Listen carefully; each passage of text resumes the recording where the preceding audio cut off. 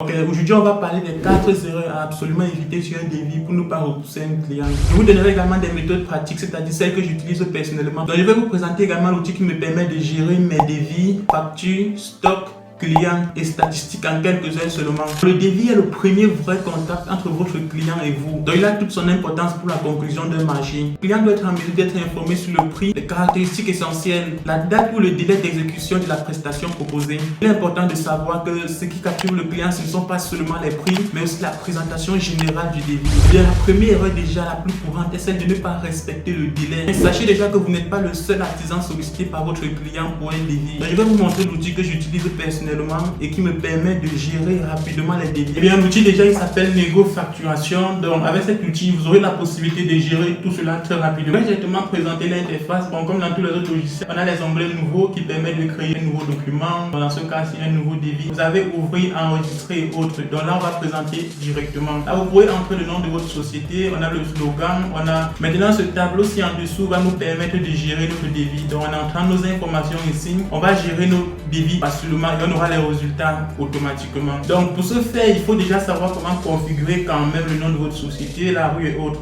Donc pour changer tout ça, vous allez vous rendre dans l'onglet paramètres comme ceci. Et là, vous pourrez rentrer toutes ces informations. Société par exemple, juste à titre indicatif, je vais mettre Abel comme ceci. Vous pourrez ajouter le numéro de téléphone, l'adresse mail. Le slogan également, je vais mettre génie civil par exemple, success comme ceci. Une fois que vous avez géré tout ça, vous pouvez également gérer les textes comme on l'a vu précédemment, juste là. Vous avez la possibilité de changer la référence, vous pouvez changer la désignation si vous souhaitez mettre autre chose à la place. Donc c'est-à-dire toujours pour indiquer qu'il s'agit là de la désignation à votre client, vous pouvez modifier tout simplement. Là, vous avez les remises, les quantités et autres que vous aurez la possibilité de modifier. Dans l'onglet options générales, vous avez la possibilité de spécifier l'emplacement de sauvegarde de vos différents projets. Une fois que vous avez géré tout ça, vous pouvez également modifier la monnaie. Là, je vais mettre par exemple le franc CFA et là on dit centimes. Vous n'avez pas besoin de gérer tout ça parce qu'en franc CFA ça ne se connaît pas trop.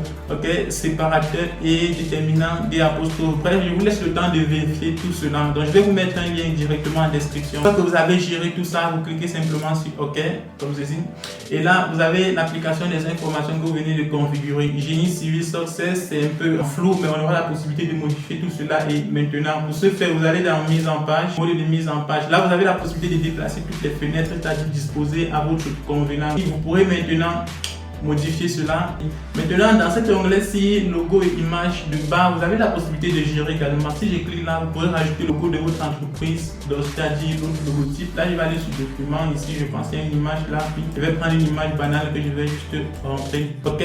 Là, vous pouvez également gérer les enquêtes, c'est-à-dire les polices, l'alignement, la couleur, les caractères et autres. Je vous laisse le temps de découvrir tout cela. Vous pouvez également gérer de cette manière. Vous gérez vos polices de manière générale. Donc là, par exemple, je vais prendre du gras. Tout simplement, je vais dire OK.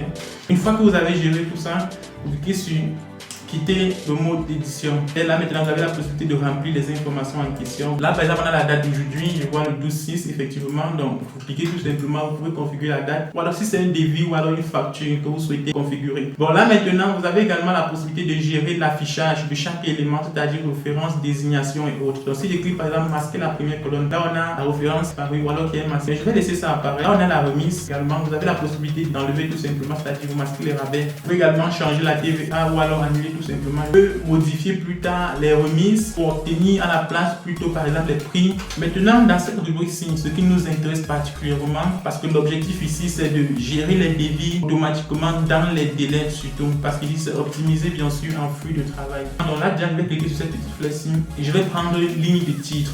Donc là je vais aller à mon fichier Excel. Donc là je vais cliquer sur travaux préliminaires, je vais copier. Une fois que votre référence est juste en place ou alors votre titre en place, ce que vous pourrez faire c'est prendre la suite des éléments qui entrent dans ce titre là, dans ce grand titre. Vous pourrez prendre maintenant les sous-titres. Là je vais coller juste ici, je vais effacer, là je vais mettre idée ou alors le prix unitaire. Je vais rentrer là, regarder, on puisse confirmer exactement ensemble. Le prix unitaire 50 000 francs. Bon là je vais modifier prix unitaire ici, je vais mettre une fois que c'est cliqué tout simplement sur ce petit plus-ci pour ajouter une autre rubrique. Là, vous pourrez prendre la suite. Donc ceci, là, on a les travaux préliminaires. Donc c'est un sous-titre. Donc je vais cliquer sur ce petit plus-ci pour ajouter mon sous-total comme ceci.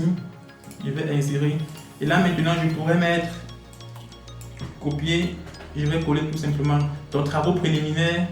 La première rubrique est OK. Là, on a 100 000 francs. Effectivement, 50 000 francs x 2, ça va nous donner 100 000 francs. J'ai dit, vous pouvez modifier ceci, la remise, et vous pourrez également aller dans l'option de paramètres disposés, c'est-à-dire pour placer les unités avant les prises unitaires. Voilà. Une fois que vous avez fait ça, vous pourrez continuer tout simplement. Si je viens sur ce plus signe, je viens ligne vierge comme ceci. Vous aurez la possibilité donc de mettre la suite des informations. Donc c'est une étape très astucieuse qui va vous permettre de sauvegarder tout cela. Là prochainement, tout ce que vous aurez à faire, c'est modifier simplement les quantités et les prises unitaires. Là, vous aurez les totaux et après, vous allez tirer en PDF. Une fois que vous avez géré ça, vous avez le prix total. Puis, total net, vous avez le prix total de votre devis. Une fois que vous avez rempli toutes ces informations dans ce logiciel, négo facturation.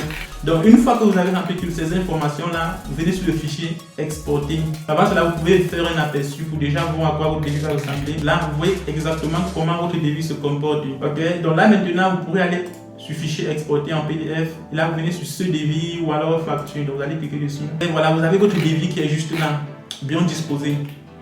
Donc, de manière automatique, vous avez toutes les robots. Donc, quel que soit le domaine, que ce soit en plomberie, en électricité ou en bâtiment proprement dit, vous pourrez utiliser cet outil très rapidement. Et avec ça, vous allez aller 2 fois plus vite. J'aurai le temps, si vous avez des préoccupations, je vais vous laisser le lien de ce logiciel en description. Je l'ai compressé, je pense qu'il va faire dans les 25 mégas ou peut-être trop. Je l'ai compressé d'une manière à ce que vous pourriez le télécharger sans vous plaindre de votre forfait internet. Donc, je pense qu'il va faire dans les 25 mégaoctets. Donc, le lien de téléchargement sera dans la description, bien sûr, gratuitement, parce qu'il ici, tout se fait gratuitement sur cette chaîne.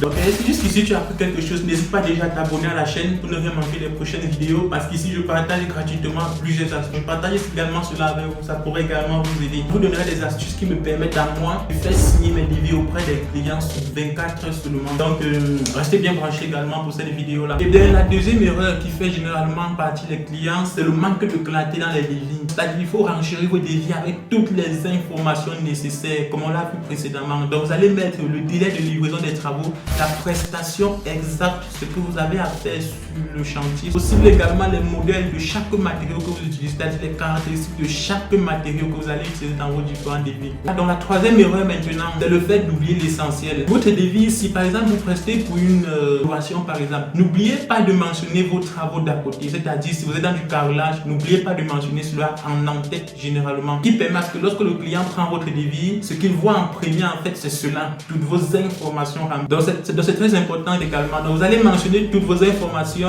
allant jusqu'aux conditions même de service avec vous, c'est-à-dire vos différents contrats, votre mode de fonctionnement et autres. Si par exemple les clients doivent vous verser 50% du montant total avant le début des travaux, c'est sur votre devis que vous allez mentionner tout cela. Donc vous n'allez pas appeler votre client au téléphone pour lui dire tenez, vous allez donner 50% des frais totaux avant. Lorsque le client, avant de s'engager, qu'il sache exactement ce qu'il attend et ce qu'il a à faire. Donc plus votre devis sera détaillé, plus vous aurez l'air d'être un artisan honnête, même si vous ne l'êtes pas.